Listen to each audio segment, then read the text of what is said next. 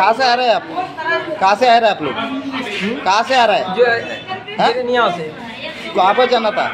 कहाँ पर जाना था? कहाँ पे जाना था? बिहार। हाँ। आप लोग गाजा कहाँ से मिला? ये गाजा कहाँ से आया आप लोग? जिरनिया से लिए। कौन दिया? कौन दिया आपको गाजा? आप लोगों को गाजा कौन दिया? खरीद के लिए आए हैं। खरीद के लिए आए? बिहार से गाजा खरीद के लिए आए? नहीं,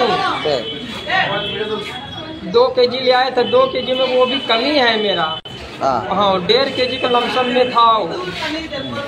ठीक है, आप कहाँ जा रहे थे गाजा लेके? कहाँ जा रहे थे? भागलपुर जा रहे थे। बिहार। तो ट्रेन से नहीं आएगा? गाड़ी में क्यों आया? गाड़ी में क्यों आया? ट्रेन से नहीं ना के गाड़ी से कैसे आया? गाड़ी से हमको ये नहीं पता था साहब कि अब गाड़ी नहीं था तो हम टेम्पो में पकड़ लिए थे। कहाँ से पकड़ा? कहाँ से पकड़ा? कुमार घाट से पकड़ा। आप लोग कितना आदमी था? हम तो 2 ही आदमी थे। इतना आदमी कहाँ से आया? अब ये नहीं मालूम है साहब, ऐसे बैठ सकता हूँ शायद। ठीक है, अब बस हम 2 आदमी हैं और कोई नहीं।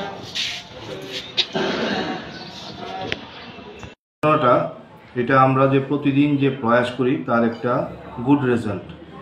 11:20 স্থানীয় একজন অটো ড্রাইভার আমাদেরকে ইনফর্ম করে যে একটা অটো গাড়িতে প্রায় 6-7 জন বিহারি মহিলা সঙ্গে একজন পুরুষ এবং একজন সাকিং বেবি একটা আছে নিয়ে কিছু গাঁজা সন্দেহজনকভাবে কিছু গাঁজা নিয়ে তারা মুভমেন্ট করছে। তো সেই ভিত্তিতে ধর্মনগর থানার পুলিশ গিয়ে ওই মহিলাদেরকে ইন্টারসেপ্ট করে। তাদের মধ্যে দেখা গেছে যে 5 জন মহিলা, একজন পুরুষ, একজন ছোট 3 বছরের একটা বাচ্চা আছে। তারা সবাই বিহারের বাসিন্দা। তারা জিরানিয়া থেকে সবাই তাদের দেহের মধ্যে, তাদের বডির মধ্যে প্রায় 17 কেজি 700 গ্রাম গাঁজা নিয়ে আসছিল। তারা কুমারঘাট পর্যন্ত বাই রোডে এসছে। কুমারঘাট থেকে একটা অটো দিয়ে তারা ধর্মনগর উদ্দেশ্যে আসছিল এবং তাদের গন্তব্যস্থল বিহার এবং তারা আইএসবিটি থেকে বাসে যাওয়ার পরিকল্পনা ছিল। তো সেই খবরের ভিত্তিতেই ধর্মনগর থানার পুলিশ সেই 5 জন মহিলাকে ডিটেইন করেছে, পুরুষ একজন সহ। তাদের কাছ থেকে 17 কেজি 700 গ্রাম গাঁজা উদ্ধার হয়েছে এবং আমরা আজকে এনডিপিএস-এর একটা নির্দিষ্ট ধারায় মামলা নিচ্ছি এবং আজকেই তাদেরকে মাননীয় আদালতে প্রেরণ করব। তো আমি আবারও বলতে যাচ্ছি, আমরা যে প্রত্যেক দিন প্রয়াস করি সেই প্রয়াসের আজকের যে ঘটনাটা তার একটা উদাহরণ এবং এই এলাকাবাসীর সহায়তাই আজকের পুলিশ আজকে এই গাঁজাগুলি সিজার করেছে।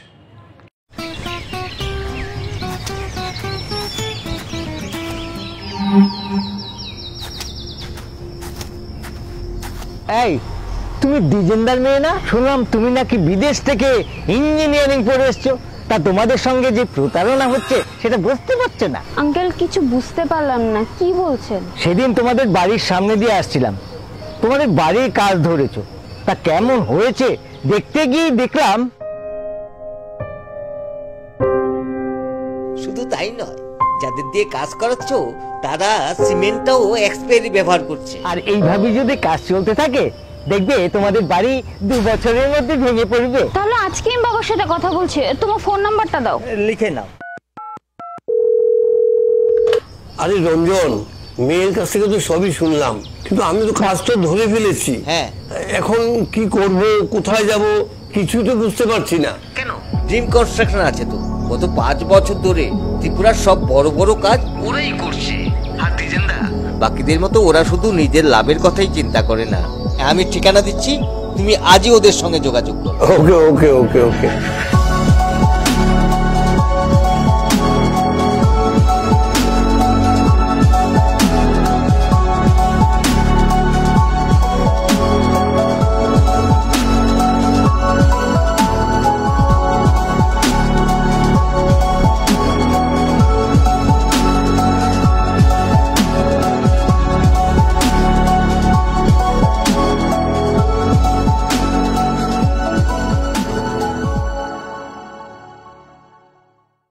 শেফদের পছন্দ সিস্টার মশলা, যা মডার্ন টেকনোলজি এবং স্বাস্থ্যসম্মত। সিস্টার, নিশ্চিন্তের প্রতীক।